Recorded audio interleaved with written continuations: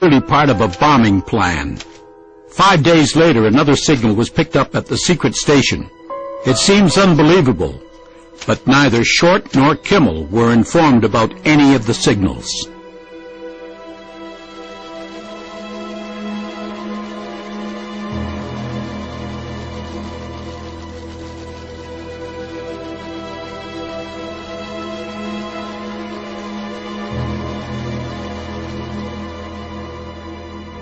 The Chief of Naval Intelligence in Washington, Captain Alan Kirk, recognized the message as plans for a bombing raid, but his persistent attempts to warn Kimmel ended when he was assigned to other duties.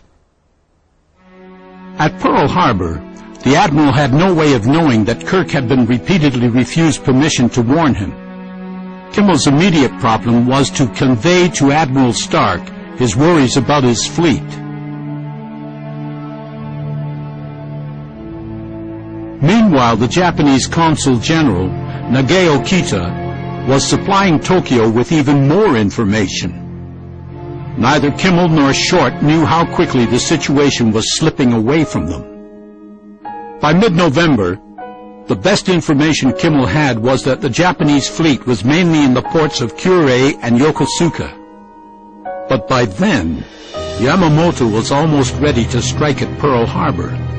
He had already ordered his task force to assemble, but not in Kure or Yokosuka.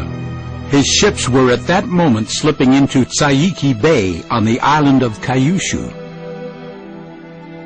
Around the flagship Akagi, 4 other carriers were closely anchored. This was one of the messages Eric Nave claims the British would have intercepted and decoded.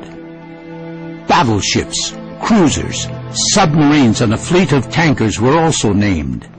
The information must have been extremely important to the naval experts in London when they received it from Singapore. The Dutch were also watching.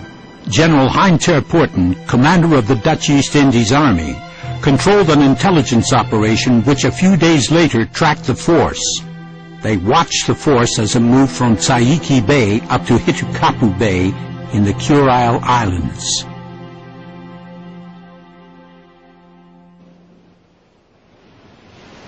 Only a negotiated breakthrough could now halt the force. That same day, Japanese diplomats were told what they should listen for if negotiations failed. The code words Higashi no Kazeami, east wind rain, would indicate a break with America. Nishi no Kazehari, west wind clear, would indicate a break with Great Britain. And for Russia, the message would be Kitano Kaze Kumori, north wind cloudy. Eric Nave recalls the episode. The wind's message, that came through in consular codes too. It had general distribution. I'm sure that it went in naval codes, to naval command. I'm sure it went in the diplomatic to the ambassador in Washington, people like that. Roughly speaking, it was a war warning that when diplomatic relations deteriorated badly, that this will be indicated in a message from Tokyo in the news, halfway in the news, and repeated at the end. In Singapore, on November 20th, the British codebreakers would have picked up Japan's first ominous statement of war.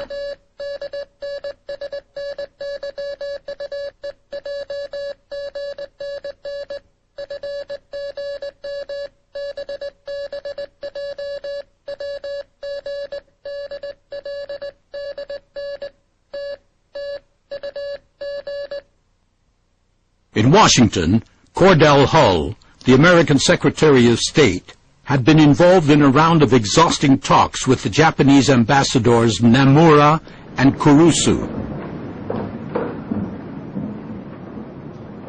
Both sides believed they were near to a negotiated agreement over the question of the oil embargo. Then, on November 22nd, the Japanese strike force was given its sailing orders. It is possible that Washington received this information from the British, but they also discovered from their own secret sources that Japan had now asked Germany to back them if they went to war with America. On the morning of November 26th, the waiting Japanese ambassadors were presented with an impossible ultimatum that stemmed from an angry Roosevelt. Feeling betrayed, Hull told a colleague, "You cannot give an ultimatum to a powerful and proud people and not expect them to react violently." The following evening, in Washington, signals experts intercepted and recorded a private telephone call to Tokyo. Kumaicho Yamamoto of the Japanese Foreign Office received a call from Special Envoy Caruso, still pained at his treatment by Hull the previous day. 全力を尽くしましたが承諾しないでしょう。外務大臣に送られた案は非常に難しい。実現不可能かと思います。すでにこのような結果を予測なさっていたのでは。まあそうだ。しかし何か達成できるかもしれないという希望を持って最後まで尽力したいということだ。全く動きが取れません。どうにかしなければ現状は打開できません。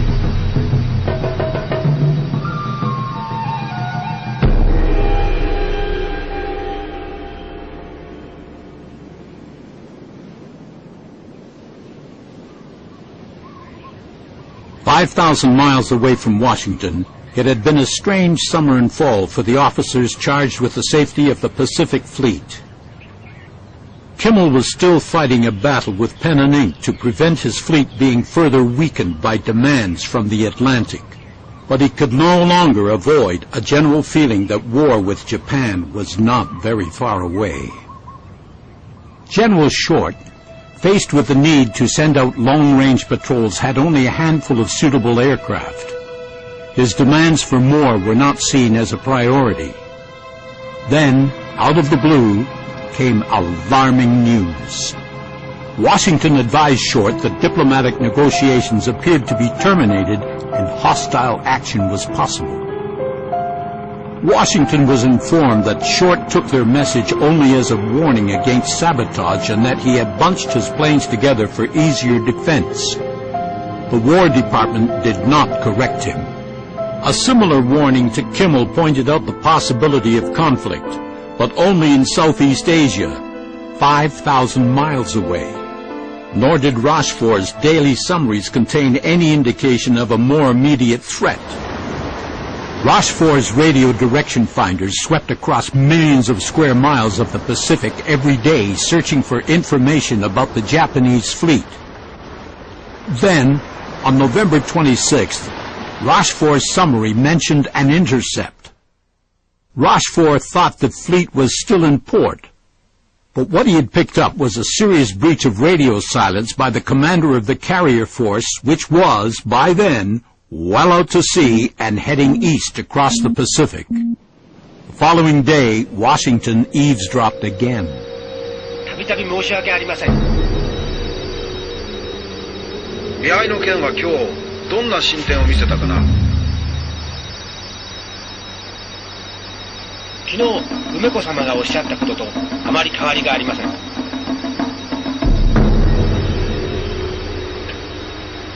変わりがないと。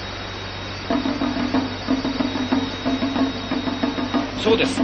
前回同様南方の件ですが、その南方の件で進展の兆しが出てきました。南方の件ご存知かと思いますが。ああ、南方の件か。効果が出ていると。そうです。例の婚姻の件ですが、一旦これでまとまるかに見えました。そちらはどんな具合ですか。あたかもお子様が生まれるかのようですが。